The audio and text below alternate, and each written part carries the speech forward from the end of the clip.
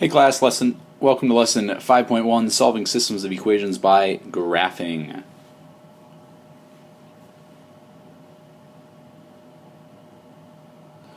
Our opener today is going to be graphing lines and Desmos.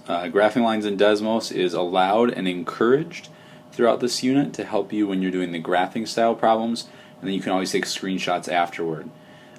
This is just something you should know how to do already. So this is review from semester 1. You'll be making 6 lines, grabbing a screenshot like I did here, and then giving me your screenshot. Today's learning targets are that you can check systems of equations and their solutions, you can solve systems of equations by graphing, and then you can solve some word problems as well. Make sure you write all this down. Alright, some key stuff here you guys need to write down as well. A system of equations, the definition of that is a set of 2 or more linear equations with the same variables. So here's an example. X plus y equals 7 and 2x minus 3y equals negative 11. A solution of a system of equations is 2 variables in an ordered point that is a solution to both equations. So what that means is this. Let's say we need to get an xy point that satisfies this one and this one.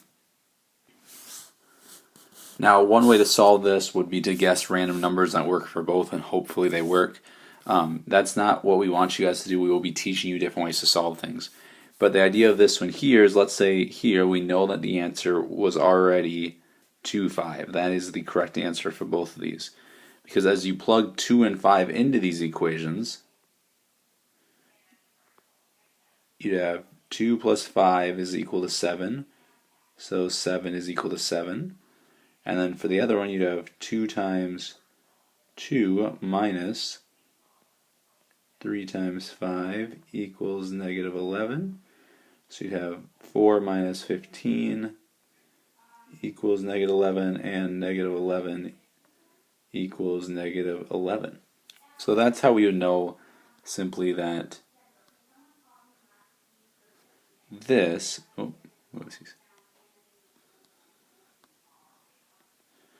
this is truly our system solution, because it gives the answer to both equations.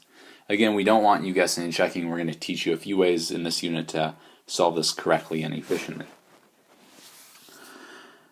So again, this is how we would check these things. We just showed how to do the previous one here. So again, you would plug in those numbers, and if it works for both. So this one was just done on the previous slide. You can go back and look at it. I'm not going to look at this one. So again, rewrite both equations, but put the values into those spots. So we'd rewrite both equations. So we'd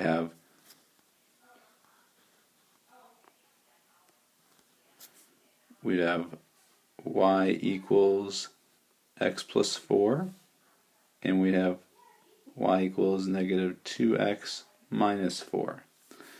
Once we have those, we plug in our values. So we'd have 0 is equal to negative 2 plus 4.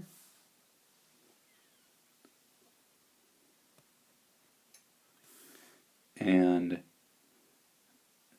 0 is equal to negative 2 times negative 2 minus 4. The one on the right here, you'll see this will become 0. This becomes 4 minus 4. So this one does work out. However, the one on the left becomes 0 equals negative 2, so this one does not work out. So in this case, this one was a solution to the system. This one on the right was not, because it needs to answer for both points. Alright, the main way we will be able to solve is by using graphing. Now you can use Desmos to graph, and you can always take screenshots afterward. But it's important to be able to know how to graph basic lines and then be able to work through things. I'm going to use 2 different color lines. So my first line here is going to be a blue line. My y-intercept is 5, so I'm going to go to the 5, put a dot. My slope is negative 2. So I'm going to go down 2 over 1 each time. This is definitely easier with pen and paper than it is on a digital touchscreen.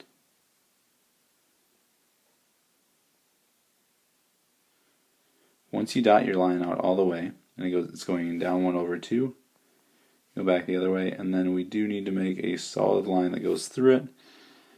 Obviously I missed on that one, so you may have to try that again.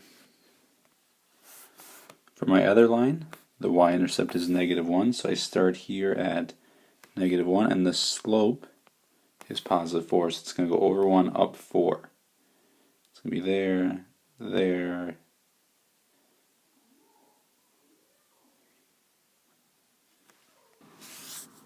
Alright, so once you have your 2 lines graphed, and again, use Desmos because it's going to make your life much easier, then figure out the point where they intercept. So this one intercepts at the point 1, 3.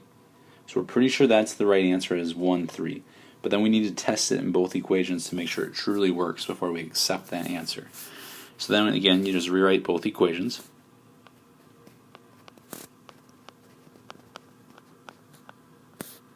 And you would plug in the values of x and y to see if it was correct. So this would be 3 is equal to -2 times 1 plus 5. This would become 3 is equal to -2 plus 5. So for the first equation, this one does work out. 3 is equal to 3. For the second equation, we have y equals 4x minus 1.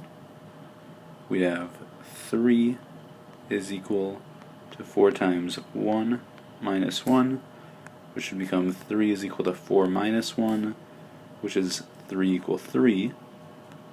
So both of these work out, therefore this is truly our solution. Alright, here's an example of a word problem.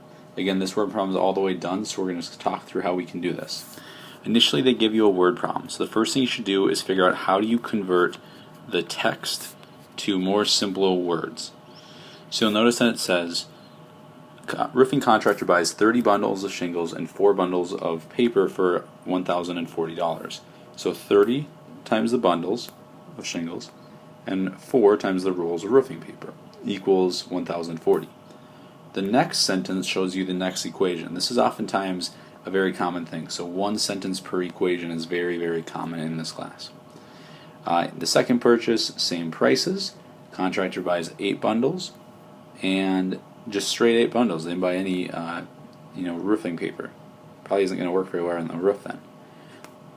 So they get these as things. Once you have them here, you're then going to convert your variables and you're going to identify pieces. So make sure you identify and make sure you say, okay, x is something, y is something. Make sure you state that because people need to know what you picked. You would then write your equations in equations form, and then you could go ahead and you could graph those equations. Now you'll notice a few things here, that this equation 30x plus 4y equals 1040 does not appear in one of these two equations. That's because they simplified this and they changed it to y equals mx plus b format. You guys should know how to do that, so again, like always, change this to y equals mx plus b format, and then you can graph really easy. The second line was an undefined slope line, because once they divide by 8 on both sides, they get x is equal to 32, meaning the value of x is 32.